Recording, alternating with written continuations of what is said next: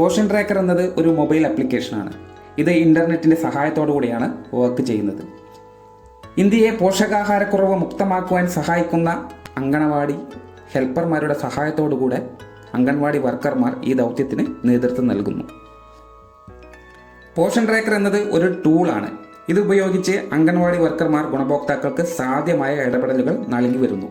അവരുടെ പുരോഗതി സൂപ്പർവൈസർമാരും CDPOമാരും ജില്ലാതല സംസ്ഥാനതല ഓഫീസർമാരും പ്രതിമാസ റിപ്പോർട്ടുകളിലൂടെ കൂടുതൽ നിരീക്ഷണവും നടത്തുന്നുണ്ട്.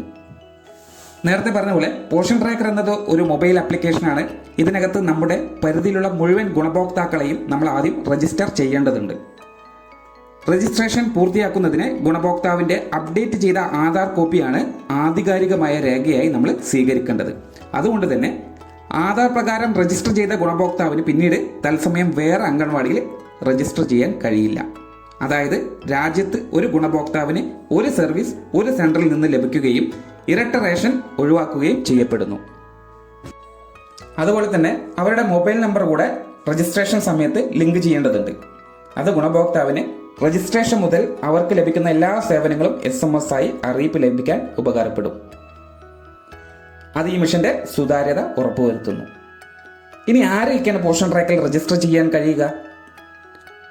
പ്രഗ്നന്റ് വുമൻ, ലാക്ടേറ്റിംഗ് മദർ, 0 മുതൽ 6 വയസ്സ് വരെയുള്ള കുട്ടി, 6-3, 3-6 കുട്ടികൾ, അതേപോലെ തന്നെ 14 മുതൽ 18 വയസ്സ് വരെയുള്ള AG കുട്ടികളെയാണ് നമുക്ക് പോഷൻ ട്രാക്കറിനകത്തേക്ക് രജിസ്റ്റർ ചെയ്യാൻ കഴിയുന്നത്. ഗർഭിണികളെ രജിസ്റ്റർ ചെയ്യുന്നതിന് കൃത്യമായ LMP അറിയുന്ന രേഖകൾ പരിശോധിച്ച് മാത്രം പോഷൻ ട്രാക്കറിൽ രേഖപ്പെടുത്തുക. പിന്നീട് വരുന്ന തിരുത്തലുകൾ പോഷൻ ട്രാക്കറിൽ അനുവദനീയമല്ല.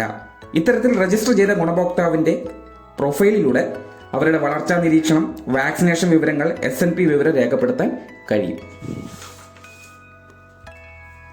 ഡെലിവറി ഡേറ്റ് കൊടുക്കുന്നതോടുകൂടി പോഷൻ ട്രാക്കറിൽ നിന്ന് ഈ ഗുണഭോക്താവ് അപ്രത്യക്ഷമാകും.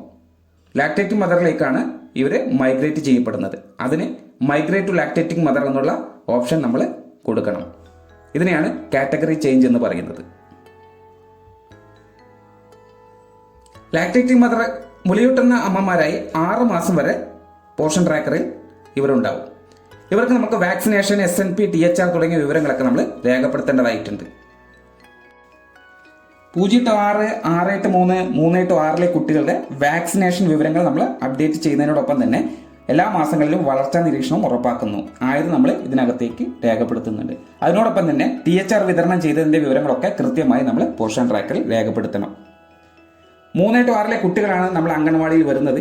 ഈ കുട്ടികളുടെ പ്രീ സ്കൂൾ പ്രവർത്തനം രേഖപ്പെടുത്തുന്നതിന് ഡെയിലി ട്രാക്കിംഗ് മൊഡ്യൂൾ നമ്മൾ ദിവസേന ഉപയോഗപ്പെടുത്തണം. ഈ ഭാഗത്താണ് അവരുടെ ഹാജർ നില, മോർണിംഗ് സ്നാക്സ്, HCM തുടങ്ങിയിട്ടുള്ള പ്രീ സ്കൂൾ എഡ്യൂക്കേഷൻ ഉൾപ്പെടെയുള്ള കാര്യങ്ങൾ നമ്മൾ രേഖപ്പെടുത്തേണ്ടത്.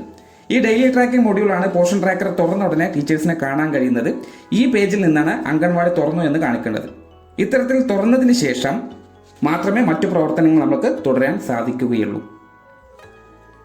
ശേഷം പരിധിയിലുള്ള കുട്ടികൾ, അതായത് 3-6 പ്രീ സ്കൂളിൽ വരാത്ത കുട്ടികളുണ്ട്. നമുക്ക് പ്രീ സ്കൂൾ അല്ലാത്ത കുട്ടികളെ നമ്മൾ പോഷൻ ട്രാക്കറിലെ വിവരങ്ങൾ രേഖപ്പെടുത്തേണ്ടതുണ്ട്. ഇവരുടെ വളർച്ചാ നിരീക്ഷണം ഉൾപ്പെടെയുള്ള കാര്യങ്ങളാണ് നമ്മൾ ആ മാസങ്ങളിൽ അല്ലെങ്കിൽ ഓരോ മാസങ്ങളിലും നമ്മൾ നിരീക്ഷണം നടത്തി രേഖപ്പെടുത്തേണ്ടത്. ഇതെല്ലാം മാസത്തിൽ ഒരു തവണ അപ്ഡേറ്റ് ചെയ്യേണ്ടതുമാണ്. പോഷൻ ട്രാക്കറിൽ നിലവിൽ 7 മണി മുതൽ രാത്രി 10 മണി വരെയാണ് പ്രവർത്തനങ്ങൾ ചെയ്യുന്നതിന് വേണ്ടി നമുക്ക് സമയം അനുവദിച്ച് തന്നിട്ടുള്ളത്. അത് പരമാവധി ഉപയോഗപ്പെടുത്തി നല്ല രീതിയിൽ പോഷൻ ട്രാക്കർ ചെയ്യുന്നതിന് നിങ്ങൾക്ക് ഈ വീഡിയോ ഉപകാരപ്പെടുമെന്നാണ് പ്രതീക്ഷിക്കുന്നത്. Thank you.